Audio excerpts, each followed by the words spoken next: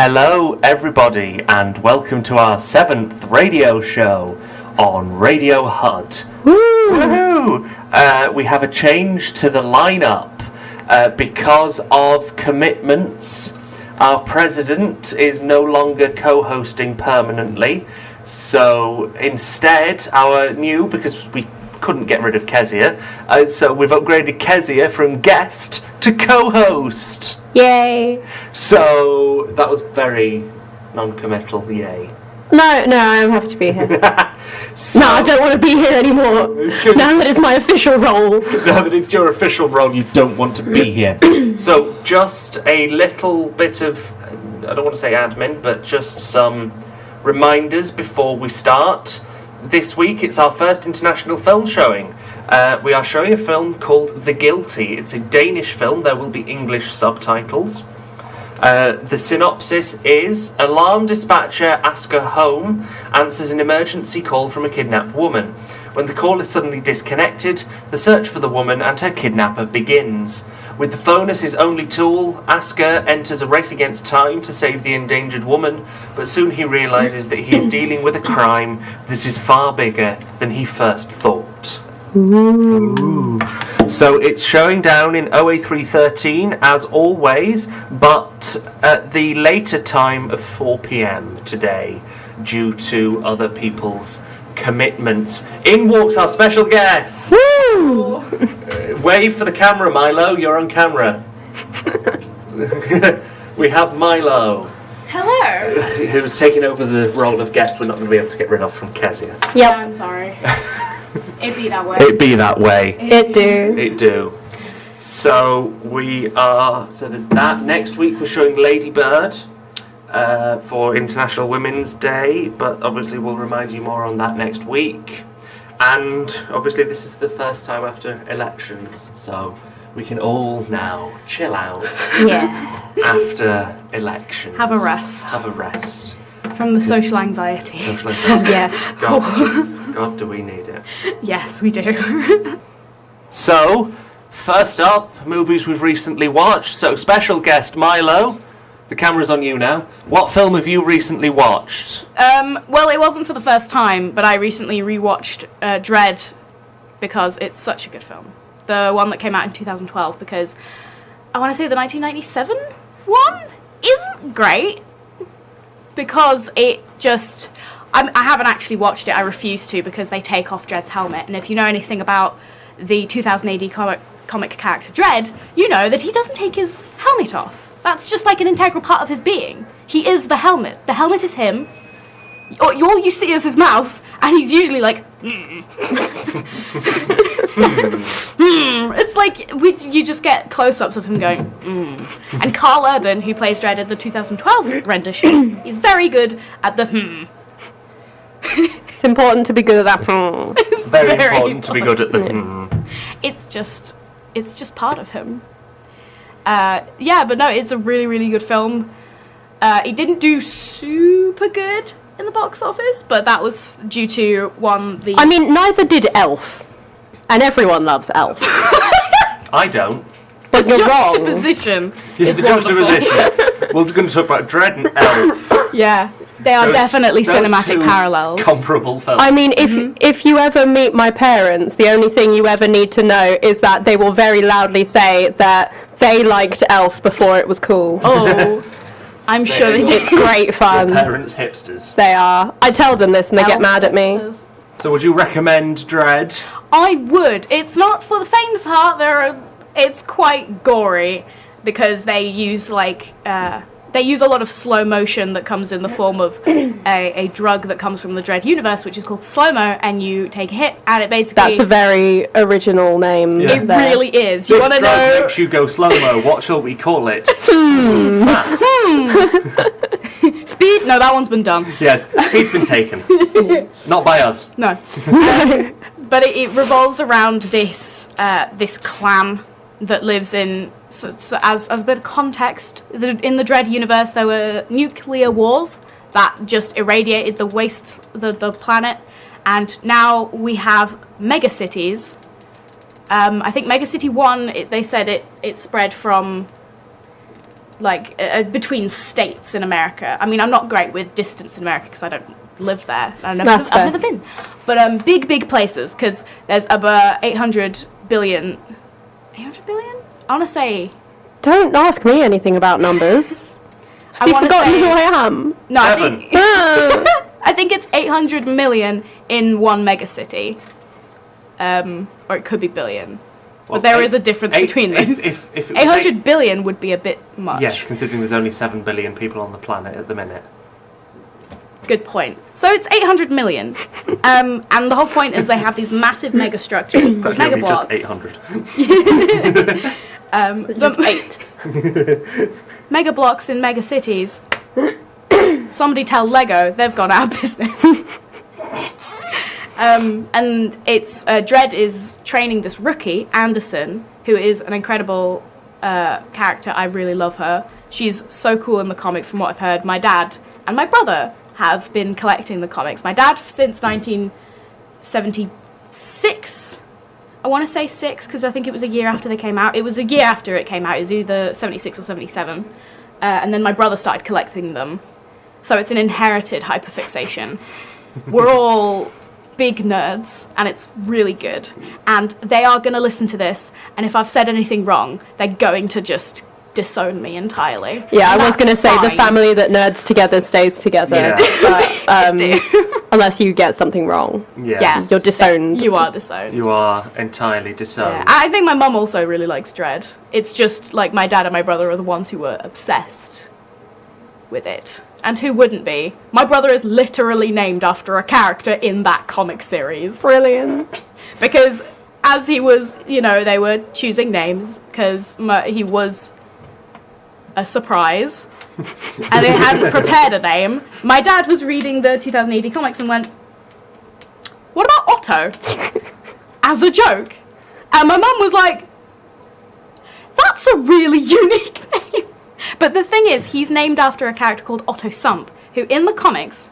So you know how in current society, everyone is shilling out products to make you more, quote-unquote, beautiful? Yeah. Well, the thing in the future is everyone want to be ugly as they can be. And Otto Sump sells products and things that transform you into an ugly mess for your own pleasure, I guess. And he's great. So... what a thing to be named after. Yeah. Shout out to my brother. He's really, really cool. He's great. He's good. He does good 3D art, but I don't know if I can shout it out because I don't think he's sharing it at the moment, like on a public platform. But soon. Soon. He is coming. Yes. But yes. Dredd is in the film training a rookie, Anderson. She's a mutant because of the irradiation. But instead of mutating in a physical sense, because very much in this series, mutants are discriminated against because they are different. So it's X-Men. X-Men, No. but something. Well, it's X-Men, but they don't... Angry X-Men. It's X-Men, but most of them don't have cool powers, except for this one. This one is psychic. Well, I mean, I swear there is someone in X-Men whose power is they can change the TV channel by, blinking. Yeah, that was in that X-Men 2, wasn't it? Yeah. Isn't there one that their power... Is that it? Yeah. Isn't it their power is just to be forgotten? There's a mutant whose power is to be forgotten about. Damn. If there is, I've forgotten him. That's ironic. Yeah. Same. So they respond to, but you basically get a showcase of how much crime there is, and it's everywhere. It's just a city of crime. Crime is all around, and we get a showcase of the judges, and they are judge, jury, and executioner, because we got the death penalty, folks, because it's a gritty post-apocalyptic city, and they don't care if you know. I don't know where that sentence was going, but It was going somewhere. It was going somewhere, but basically they're the police force. They go around, they deal with things quickly and not quietly. There's a lot of guns involved, but they deal with it as quick as they can because in this situation, that's what the government felt was most efficient. A lot of them are dirty. Really? Shocking. Some of the cops are bad, and you see that in. And you get to see Dredd versus, because in the start of the film, you're like, oh, he's kind of because he's kind of bad. He's kind of bad. Is what we said. Yes. He's kind of, well, I guess just from, everyday people, he's quite quick to judge someone because he goes by the book, by the law. And sometimes the law ain't so forgiving. Nope. Especially when it's been crafted by fascists. Anyway. It's funny how that works. It's funny how that works. It is. And what are you... what is on your head, Jake? My hair. Carry on with Dredd, Milo. Okay, with Dredd, what... are they... They're zip ties. Oh, I couldn't think of the word. Yes. So, they... Basically... Anderson goes, where are we going? And Dredd's like, pick somewhere. It's all crime. Every day. We can't stop it. But we can try. So she goes to this tower called Peachtrees.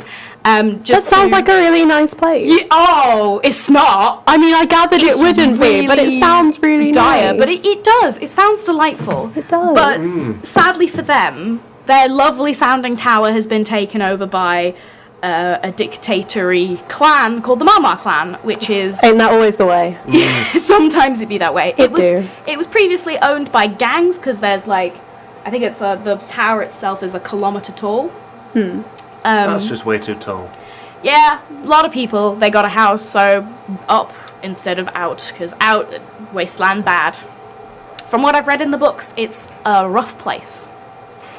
Oof. Yes. But they get there and they basically find out that this thing that they were responding to is so much bigger, and they get trapped inside the tower and they have to fight their way out of 1 kilometre's worth of tall tower of angry people that want to kill them. And it's just very, very good. Yeah, that sounds like a stressful situation. Sounds like aggressive hide and seek. Yeah.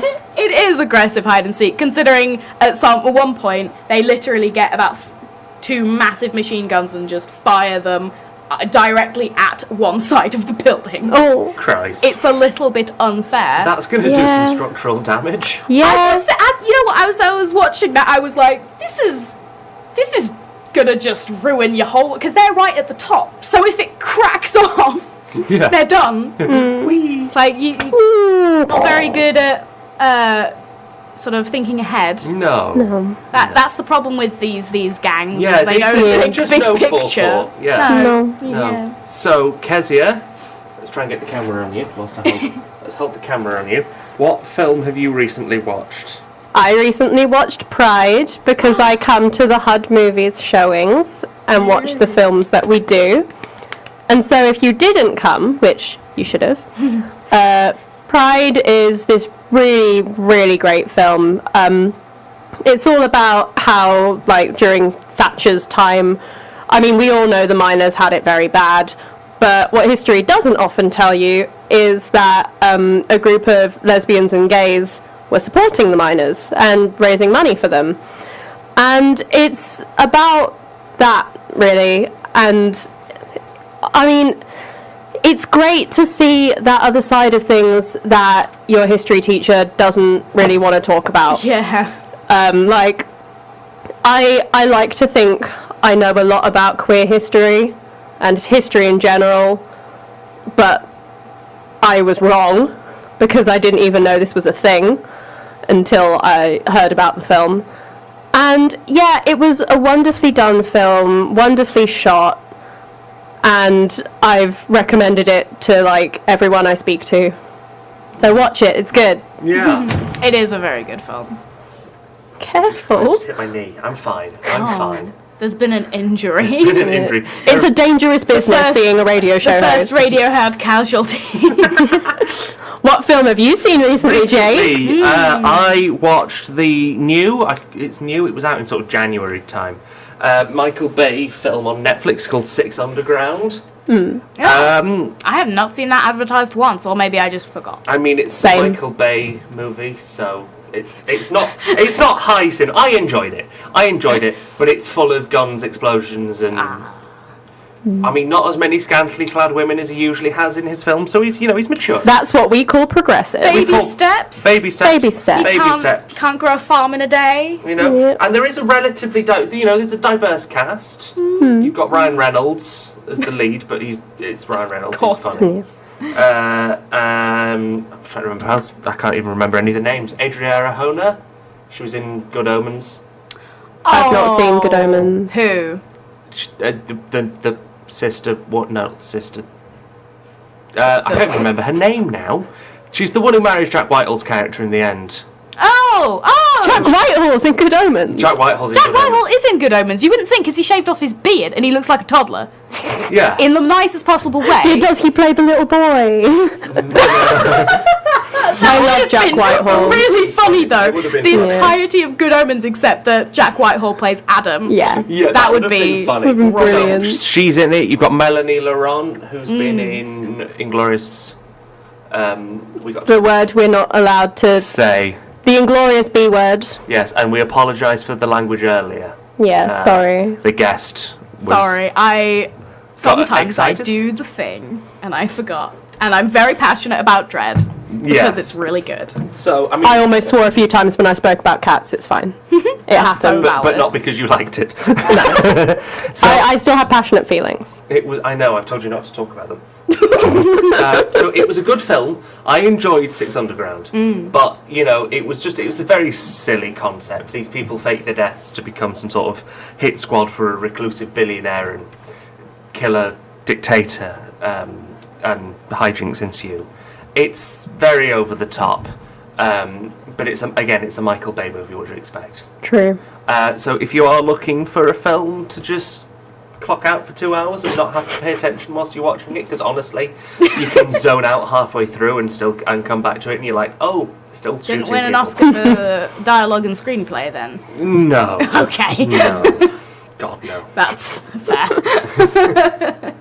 So yeah, I'd recommend it. Have fun with it, guys. Wonderful. Sounds Sounds good. fun. So, as always, next up is the unpopular movie opinions section. So, who wants to go first? I can go first. Kezia can go first. I feel like Kezia wants to go first. I got some things to say. I will preface this by saying I've not seen Frozen 2.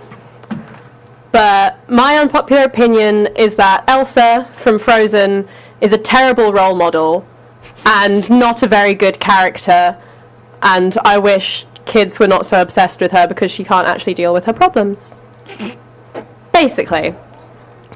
I mean, Not wrong. like, Not.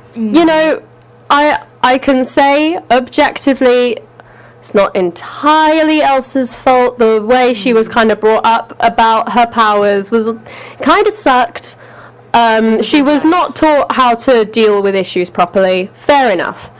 But first sign of trouble, she runs away, and the only banger that she sings is about being like, oh, run away from all of your problems. Who cares? I'm on my own now. Look at my snazzy ice palace. And it's not even like she actually feels bad and comes back to Arendelle to try and help people. Her saving the day is completely by accident. And so, I mean, originally Disney wanted her to be a villain. But I feel like they didn't actually change the writing to make her a protagonist. She still Disney sucks. were cowards. They were. She still sucks. She's a terrible person, and she doesn't deserve redemption. I don't know if Frozen 2 changes that, but going off Frozen 1, Elsa, you suck. Can we have some better role models for the kiddos, please? Thank you, Frozen Mr. 2. Disney. Frozen 2, Electric Boogaloo.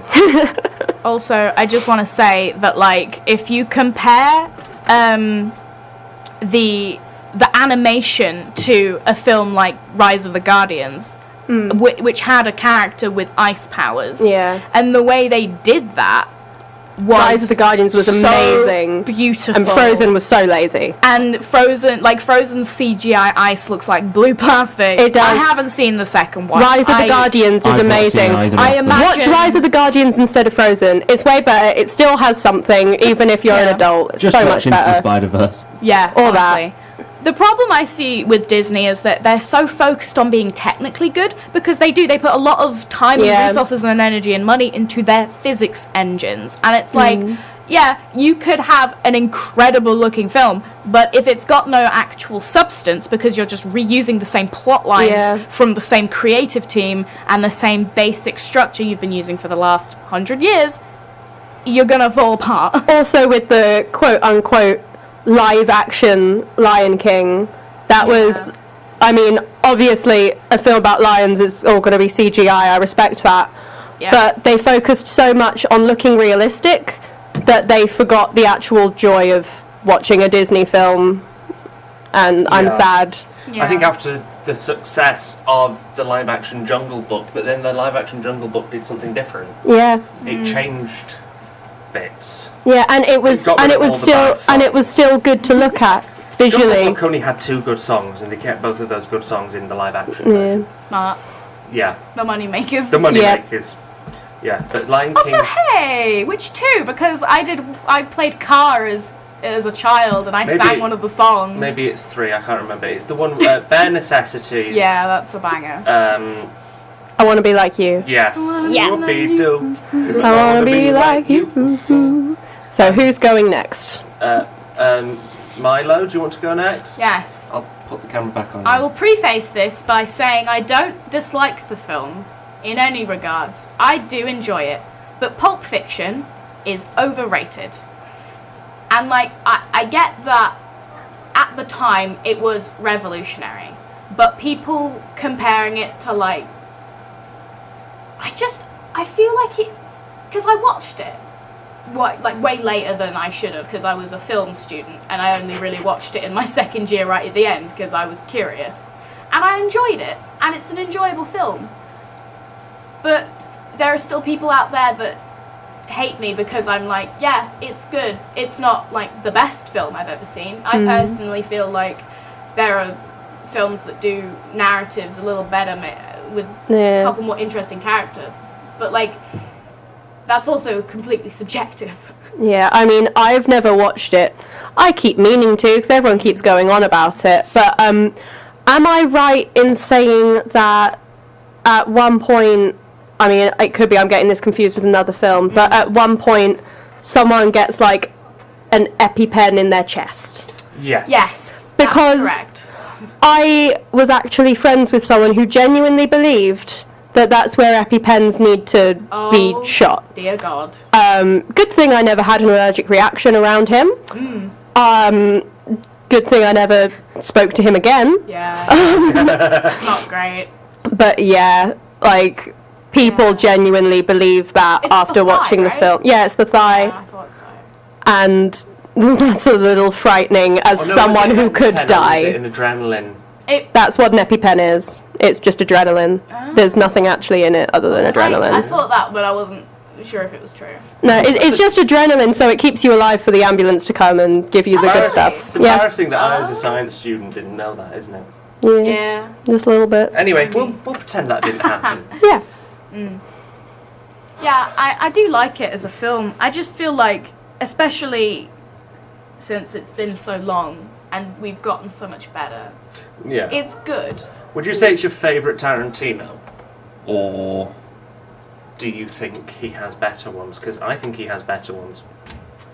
No, I haven't actually seen a lot from him. I've seen most of his. I'm currently blanking apart from Kill Bill. What other things has he... Reservoir Dogs, Inglourious, B-word, we're not allowed to say. I love Inglourious B-word. It's my favourite. Django Unchained. Oh, okay, Django Unchained is phenomenal. Yes. Wait, Milo, have you not seen Inglourious B-word? Don't think so. Okay, well, next date night. Alright. I have it on DVD. Okay, good. I can't wait. It's also on Netflix, I think. Yeah, but I also have it on DVD. Yes, because we've I established haven't actually seen that it. you're a Luddite when it comes to streaming services. I love DVDs. That is fair. I just love the joy of going into a CEX with a $5 and coming out with a bag full of DVDs. That's the gremlin instinct. It's the gremlin instinct, it's true. Yeah, it is. It's the gremlin instinct. Right. My unpopular opinion is one I'm still trying to work out which one to go for.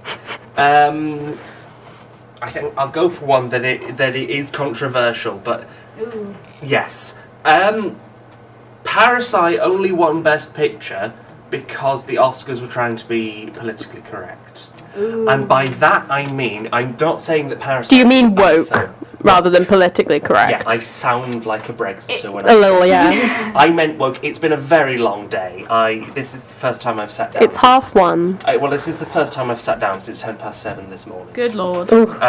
Y'all need your rest. I need You my do. rest. So yeah, it was to be woke because there was the controversy, Phil and I discussed in our first show, of the Oscars so white, again, with only one person of colour nomination in the acting categories, one in the director category, no women, Greta Gerwig snubbed for Little Women.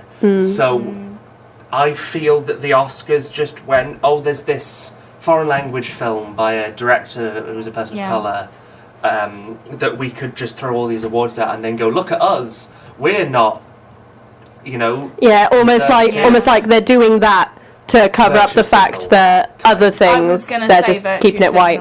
Yeah. It's sort of. So what? Sort of like look at me, look at how amazing I am. Now ignore all this other Ignore the fact dodgy that, stuff I'm doing behind the scenes. Yeah, not exactly. even behind the scenes, not even round the scenes, corner. you can see it. Yeah. But that's what I would say. I've not seen Parasite. I've seen clips, and it is genuinely a really good-looking film.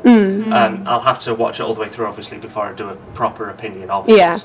But it seems to me that there was the outcry from the Golden Globes, the BAFTAs, and so the Oscars being last were like, okay, well, what we'll do is we'll be better than all of these. And look better, get lots of good publicity from it. Yeah, and then everyone will talk about how great we are and ignore everything else. Ignore the fact that 80% of the people who vote for the Oscars are old white men. Yep. Let's be honest. Award shows are just the same 100 people pat each other on the back continuously. Just go, good job. You did such a good job, and we're all doing such a good job. Good job. And they won't let anyone in because then they have to stop Patting people on the back. Yeah. No, I agree. Get patted and back. it is historically quite rare for a film to win Best Picture and Best Director. Usually, it's the two biggest films of the year. One gets Best Picture, one gets Best Director. Yeah. And obviously sometimes the best films of the year don't even get nominated. There were some amazing films that didn't get nominated this year. I know that I said when I did the Oscars prediction show that I wanted 1917 to win. I do think it should have won one of them. But not to diminish Parasite's achievements. Yeah. Because it was a very important film. It is the first foreign language film to win the Best Picture Oscar, And that is which is absolutely amazing. And hopefully it opened the doors for more international films to win big prizes in the future. Yeah. But when it's the only diverse nomination amongst your Best Picture category and your Best Director category, to just give it to that feels like you're only giving it to them because you don't want to not be woke. Yeah. And I mean, I'll probably go more in detail in this on another day, but my feelings about cinema with the sort with the Oscars and everything are very similar to my feelings about theatre, in that we get so caught up in doing things this one way that it's boring. Yeah. No, I mean, I don't know about you, but I never want to go to the theatre and see a naturalistic play these days. I want to see something new, I want to see something exciting, and I feel the same about films. I feel we're just natural. To a science student. Natural as in, we're trying to look like real life. Yeah. Oh, right, okay. I feel on the whole, in all of the entertainment industry, but especially in film, with theatre, I think people are afraid to take risks. They're afraid to do something weird. They're afraid to do something different. So every time the Oscars come around, we have the same films, pretty much. Yeah. There's nothing really new, and it upsets me. Yeah. It's literally just because people are so terrified of losing their funding. Yeah. Because now, if someone wants to make a big money piece, they have to appeal to big corporations. Yeah, and also they want to appeal to the majority. Yeah. And it's like art. Anyone can look at a still life, for example, and be like, wow, that's amazing, it looks just like that bowl of apples. Yeah. But then when you get into the more sort of modernist stuff, you either have people who love it and think, wow, this is amazing, or you get people who say, why are you submitting a urinal to a art museum? And they don't get it. Yeah. I don't get the whole Marcel Duchamp's urinal. Fair. We're on a movies podcast show. So Art can be very Subjective. context heavy. Yeah. Like it. Well, I think I've told you all the story of me at Leeds Art Gallery. So. Have you? I'll tell you it in the song break. Okay. This is why you should watch our live stream. Because then you get all of these cool stories. behind the scenes Yeah. info. So I mean, like I said, I don't think it's not that I don't think Parasite deserved to win, because from what I have seen, it's a very good movie, and I do think it is amazing that it won. But I just think it perhaps didn't win for the right reasons. That makes sense. If Yeah. that makes sense. So, our next section is upcoming movies that we are excited for. I will go first. And finally, we are getting the New Mutants. Yes. It's only been like, what, 4 years? 3 years. I swear it was meant to be released. Yes, X-Men. It was meant to be released in like 2017. Yeah, I remember seeing the first trailers for it, and I was so hyped, and then I never heard anything about it again. April 2018, it was originally meant to be released. Then they had reshoots, and then there was the whole Disney bought 20th Century Fox. So we can blame Disney once again. We can blame Disney. We can blame Disney for anything When these can't days. we It's blame true. anything for Yeah, Disney? exactly. If we don't have a show next week, it's because Disney found us and Disney is the reason my kneecaps are in the wrong place. Yes. If next week we have all brand new equipment Disney themed, you'll know that we got a sponsorship too. Yeah. we love Disney. We love our Yeah. corporate overlords. We do, aren't they lovely to us? Very lovely. But it has a really interesting premise. You have these new mutants. They've just discovered their abilities. They're held in a secret facility against their will, and they fight to escape their past sins and save them. Yeah, like from the trailers when I watched them way back when,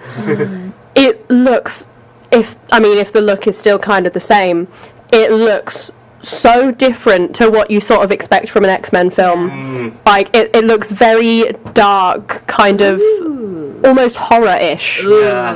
And I'm really excited to see what they do with that. Yeah. Because, I mean, as I've said before, I love X-Men to a bit of a ridiculous point. So this is going to be really interesting for me. So it was set to be released in the United States on April 13th, 2018. It was delayed to February 22nd, 2019, so it wouldn't clash with Deadpool 2.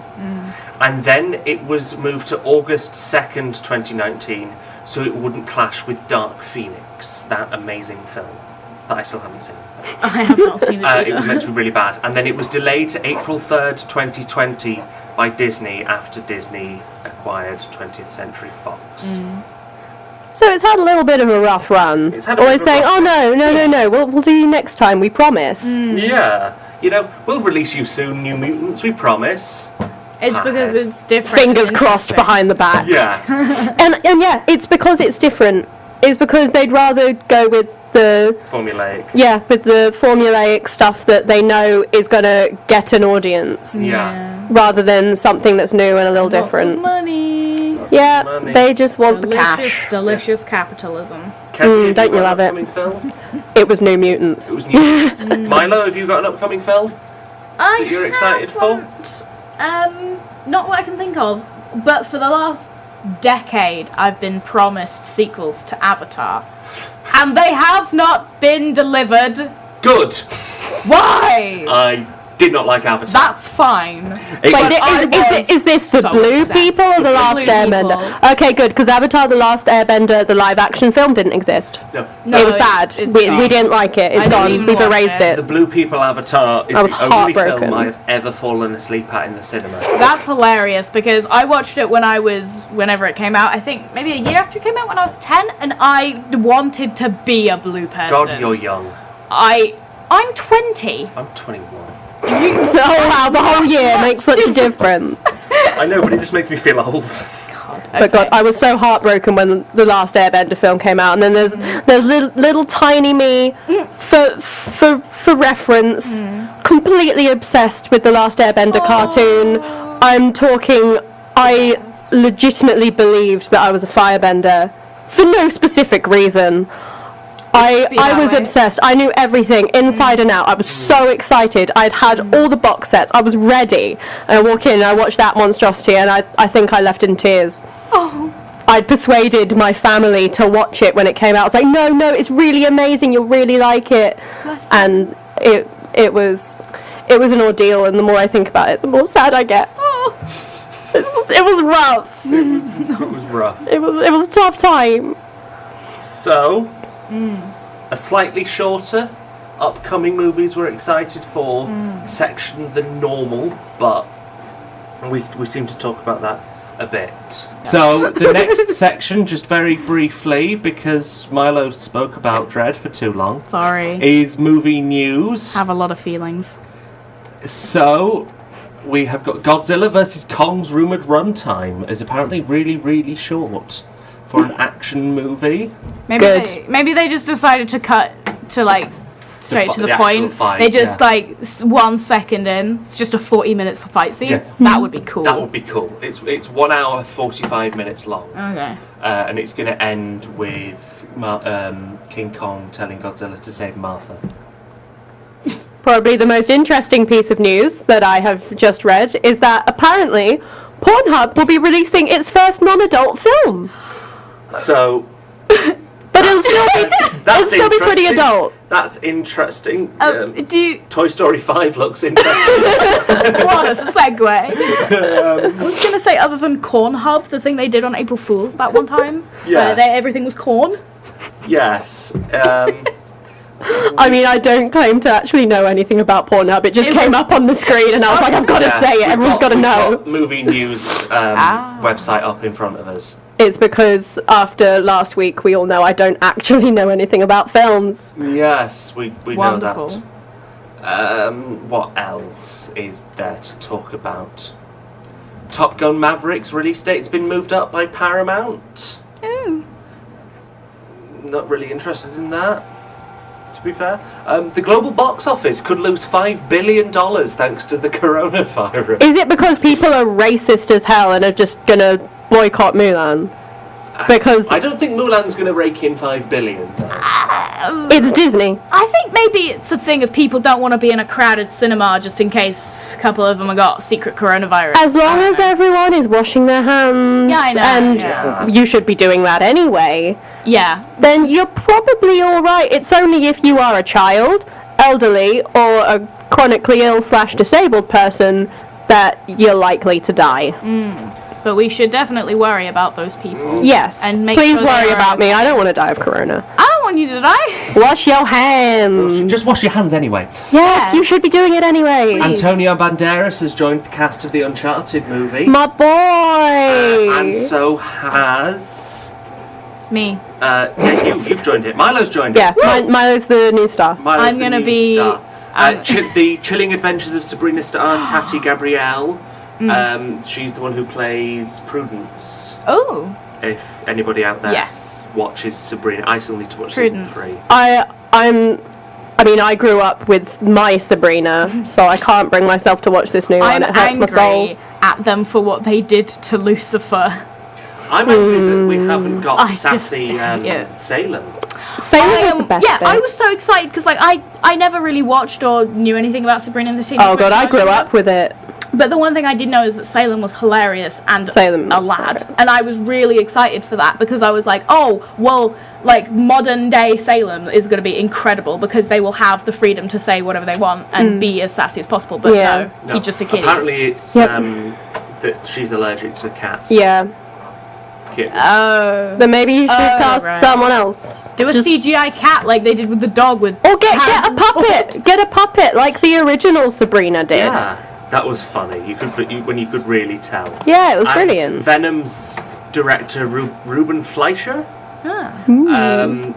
is directing the Uncharted film. He's the 6th director to step in. Oh wait, wow. what's this? The Fun. Rise of Skywalker novelization makes an EU plot point canon. I want to know that. Palpatine was a clone in Rise of Skywalker. Like, that wasn't hinted at strongly. Oh. Basically, common sense that he was a clone in the Rise of Skywalker. So, but they did cut. Apparently, there was a line Ian McDiarmid said at a Comic-Con that there was a line that they filmed that where Kylo Ren says, "You're a clone," to Palpatine. Palpatine says, "More than a clone, less than a man," which is a really cool line. That sounds metal as That is a cool hell. line. Really So that was filmed, cool. and they cut it. Disney. Yeah, I would have counts. liked to see how this trilogy could have gone if they actually let J.J. Abrams Have full creative direct control. instead of let him do stuff and then change it all afterwards. Yeah, just give him full creative control. Yes. Of all 3 movies, because, well, you've heard our views of The Last Jedi, Oh boy. and we could do a full show on that. Oh, I've not seen let's it. do it. But You I don't could want to. enjoy it if I wanted to, because I just like doing things out of spite. I could be like, well, here's all the reasons why you're wrong. You're getting kicked out the flat next year. Yeah. You're not being invited back on the show. Oh no. So, all that's left is to remind people about the film showing today at Yes. the later time of 4 o'clock, our first international film showing down in OA313. Snacks, as always, will be provided. Next week, Lady Bird for International Women's Day. Back at the usual time, 2:30 in OA313, but we'll remind you about that again next week. So all that's left to say, I'll get my words out in a minute, is for Milo to say goodbye. Goodbye. Thanks for having Aaron's me. just popped in. Hello. Hello. Kezia to say goodbye. Goodbye. And it's goodbye from me, goodbye.